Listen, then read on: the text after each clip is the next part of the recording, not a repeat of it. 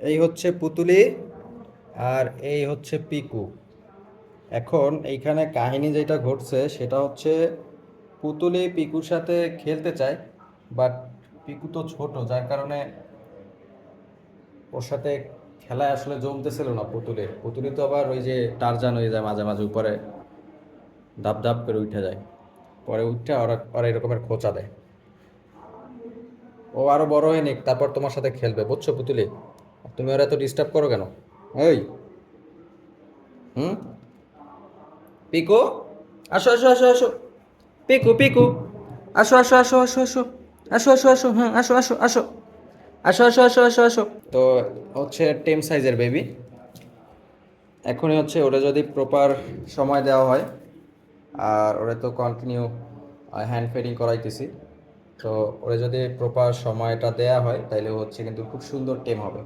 আর ও এখন অলরেডি অনেকটাই পরিচিত হয়ে গেছে। এখন হাতে হাতে আসে, হাতে এসে বসে। তো এখন হচ্ছে ও বাইরে দেখতেছে, আর এখানে একটু গরম, তো যার কারণে এখানে মনে হয় ভালো ফিল করতেছে, যার কারণে এখানে এসে বসছে।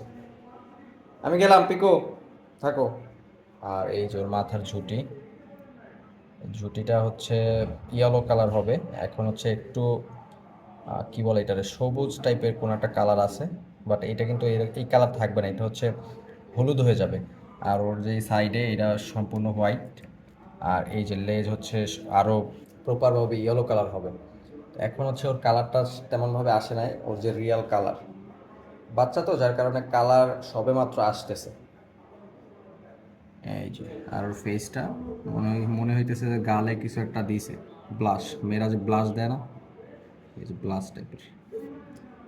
তো হচ্ছে অসুস্থ ছিল অনেক দিন যাবত, মানে যখন আমি ওরে আনছি তখনই অসুস্থই ছিল। তো আল্লাহর রহমতে এখন মোটামুটি অনেকটাই সুস্থ হয়েছে।